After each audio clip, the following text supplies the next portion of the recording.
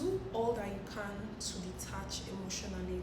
Sometimes when we get with people, we get so carried away with how they make us feel, get carried away by the excitement, the adrenaline rush, the euphoria, the feeling. Guys, don't mind me talking this way, don't mind me being like this today. I've got a cold, I've got flu, I'm really down, but I just have to come talk to my girlies because, no days off. And when we get attached, it feels magical, it feels heavenly, it feels like this is the best thing in the world. You tend to grow fond of the person, you tend to become really, really into them, like your day revolves around them. Sometimes we start taking personal, our posts revolves around them, our outings, we start to live our lives based on how they perceive us. Or because men will be men, they just boom, switch up, and you start to notice a change in their attitude, in their behavior. Like you start to notice, oh, this person is no longer what they were, what they used to be. You start to notice distance, you start to notice space, you start to notice silence, inconsistencies, you start to just notice a lot that was not there. Then you are left distraught, you are left emotionally imbalanced, you are left discombobulated. Sometimes what do you then do? You start to talk about it, you start to nag, some of you crash out, some of you just go haywire on them. Like, what happened? Why are you changing towards me? What's going on? While that is understandable, let me tell you something. You need to learn the act of detachment. You need to detach. I know you may or may not understand how this detachment thing works. You know why? Because it's easier said than done. However, if you do not put it into practice, you will not know how it works. A few ways that you can detach. Number one, limit communication. The way them two, they've limited communication, they don't communicate as much as before.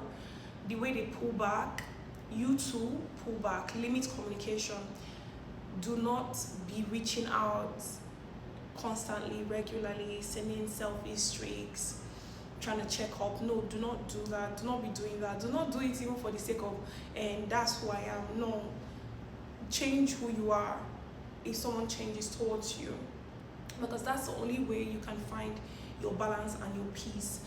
The number two way you can detach, get busy, get really busy with other things so that your mind will be occupied. To not think so much about them.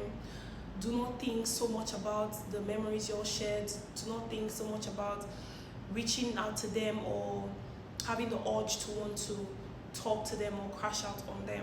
Number three way to detach, accept it for what it is. Accept that this is probably who they were, this is who they are, this is probably who they were.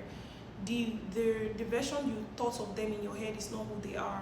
They show that to you because that was in that moment. Now you're living in this moment, so accept it for what it is. That's why you always hear me preach on this platform that girlies, accept the reality, live in the moment. Do not be so stuck or held on to someone's potential or a potential that you miss out on what's in front of you. No, take what's in front of you for what it really is. Now waiting you see food when you see now you go chop, not the one when they promise you. Live now, live in the now, not the future that was promised, because we don't even know if you will see the future, if you'll be alive to see that future. Four, accept that it is done. Some of you do this thing where you try to mirror their actions, you try to pull back, you try to stop communication just because you hope to draw them back. You hope that they're going to come back, you hope to rile them back in. No, don't do that. Accept that it is done. Just from the moment you start ghosting, limiting communication, pulling back your energy and getting busy, have it at the back of your mind, I'm doing all this because I'm permanently moving on. One thing is, they will always come back. Like 98% of the time, they will always come back. They always come back, except for the little 2%. But do not have that mindset of, okay, then they will come back if I do this. Because you'll be surprised that when you are hoping that they will not come back. You're not going to be distraught.